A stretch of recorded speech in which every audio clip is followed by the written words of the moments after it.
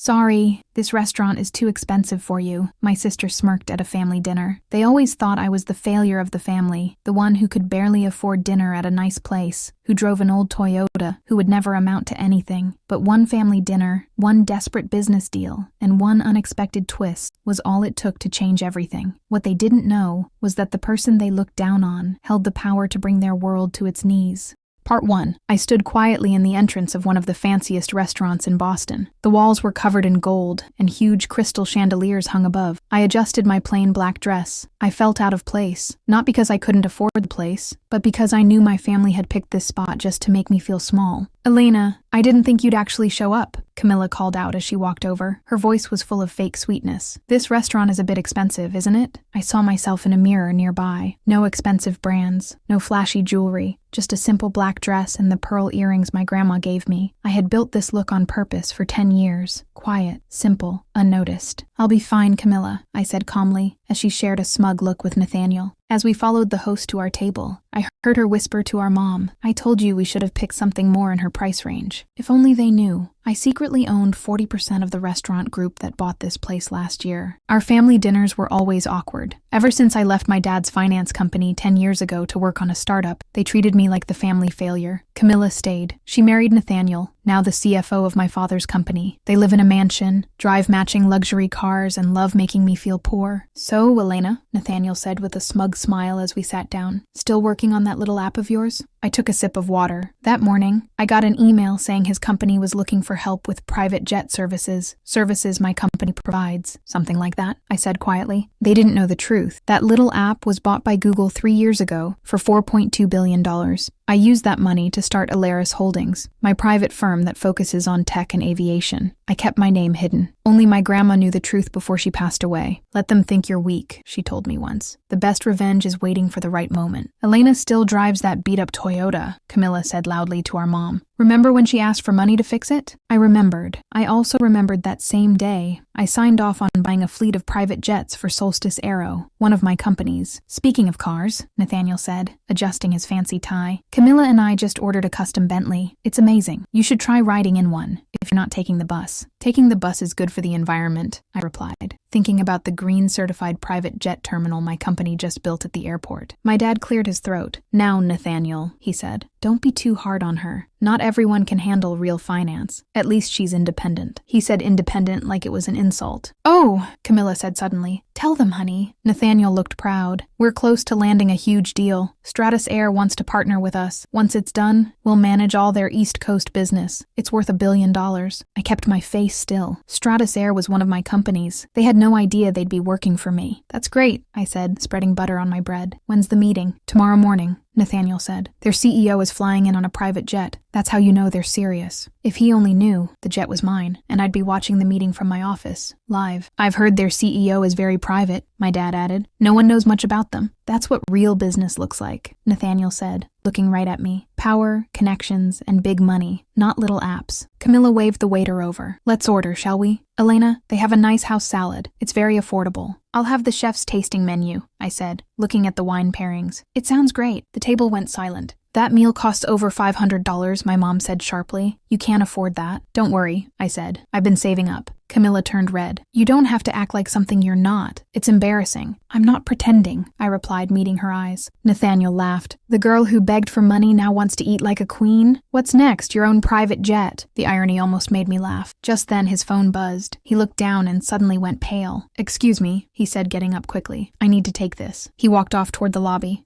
Part 2. I need to take this, he said, standing up and walking toward the lobby, but I could still hear him. What do you mean? The Stratus Air CEO canceled? The meeting's in 12 hours. This could ruin everything. He came back to the table looking like someone had punched him. Camilla leaned toward him, worried. What's wrong? Nothing, he snapped. Just business. Nothing Elena would understand. I took a slow sip of water, already planning the email I'd send later that night, as the CEO of Stratus Air, politely informing them that we'd decided to work with someone else. Camilla forced a smile. You know, This restaurant is actually part of the Lehman Group. Nathaniel and I bought shares last month. Right, honey? That's right, he said, trying to act important again. We own almost 5%. I nodded, remembering the meeting where I had personally approved their small stock purchase through one of my shell companies. How nice for you. Just then, the waiter arrived with my wine, a rare, expensive bottle. Compliments of the owner, he said with a small bow. Camilla's eyebrows pulled together. There must be some mistake. We're shareholders and we didn't approve this. No mistake, the waiter replied. The owner asked us to send it to Miss Morrison's table only. All eyes turned to me. I smiled and lifted my glass slightly. How generous of them. Nathaniel's phone buzzed again. Another crisis, I assumed. He stood up and stepped out again. Camilla stared at the wine, confused. I don't understand, she said to our dad. Why would the owner? Probably a mistake, he said quickly. They must think she's someone else. I just smiled and sipped my wine. Tomorrow would be fun. The next morning, I sat in my office on the top floor of the Artemis building, watching Nathaniel pace through the conference room feed. He'd shown up early for the Stratus Air meeting, hoping to save the deal. Miss Morrison, my assistant Julia said through the intercom. Your sister and father just arrived. They're with Mr. Thompson. Of course they were. Camilla loved being around big business moments, especially when they involved her husband, and my father always made sure to remind everyone how smart his son-in-law was. Perfect, I replied. Let's move forward. I opened my laptop and started typing the email, set to send in exactly 10 minutes. Dear Mr. Nathaniel, after careful thought, Stratus Air has chosen to explore other options for our East Coast operations. While we appreciate Morrison Financial's interest, we feel the fit is not right. Elena Morrison, CEO, Stratus Air. I had spent 10 years building this empire in silence, while they mocked me, laughed at my choices, and called me a failure. Today that all changed. I watched more people enter the room. Camilla straightened Nathaniel's tie, whispering something in his ear. My father looked proud, confident. Julia's voice came again. Stratus Air representatives are here. I watched the screen as 3 of my executives walked into the room. Nathaniel stood up, smiling. Welcome. We're thrilled to— Wait, where's your CEO? My COO, David Chen, smiled. Miss Morrison sends her apologies. She's decided to handle this a bit differently. Miss Morrison? Camilla repeated, confused. Then, right on time, Nathaniel's phone buzzed. I watched him read the email. His face went white. This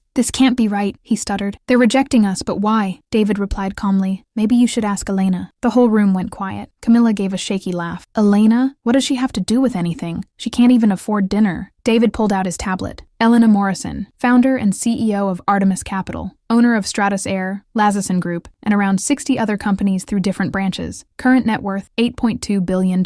That's when I walked into the room. Their faces were priceless. Camilla looked like her jaw had fallen off. Nathaniel dropped into his chair, staring at me like I was a ghost. My father didn't move. He just gripped the back of his chair in shock. Good morning, I said kindly. I think we need to talk about your behavior, Nathaniel. This can't be real, Camilla whispered. You drive a Toyota. You asked us for money to fix it. Actually, I said, I own the dealership. That story just made things more fun. Nathaniel finally spoke. But Stratus Air, the private jet. Oh yes, I smiled. The one you were so impressed by. It's part of my personal fleet. Want a tour? It's at my private terminal. My father finally spoke, quiet and stunned. All this time you've been building all of this? Yes, I said. While you were busy laughing at my little app, I became one of the biggest private investors in the country. Part 3. I had quietly become one of the biggest private investors in the country. I walked over to the window, looking out at the city. That restaurant they bragged about owning 5% of, I own 40%. The office building where Morrison Financial rents space, I bought it last year. That private jet service Nathaniel was counting on, it's just one part of my aviation company. Camilla had started crying now, her mascara running. Why didn't you ever tell us? She asked. I turned to face them. Would you have believed me? You all thought I was a failure. It was easier to let you think that while I built something bigger than you could ever imagine. My father tried to speak. Now see here. No, I cut him off. You don't get to act like family now. Not after 10 years of letting your perfect daughter and son-in-law humiliate me. I picked up a folder from the table. Let's talk about Morrison Financial. I looked at Nathaniel. My team found some interesting problems in your company's accounts. Care to explain? He turned even paler. What problems? Camilla asked sharply. Oh, the usual, I said. Fake profits, hidden losses, and a few million that went missing. All documented. You've been investigating us? My father said, shocked. Of course I have. That's what real business people do, especially when they have actual money and power. Right, Nathaniel? I nodded at David. He passed printed reports around the table. You'll find everything here. Bad trades, false numbers, even a suspicious transfer to a private account in the Caymans. Camilla grabbed a report, flipping through it, hands shaking. "Nathaniel, is this true?" But he didn't answer. He knew it was. "Here's what's going to happen," I said. "Nathaniel will resign from Morrison Financial. If he does it quietly, no one sees this report.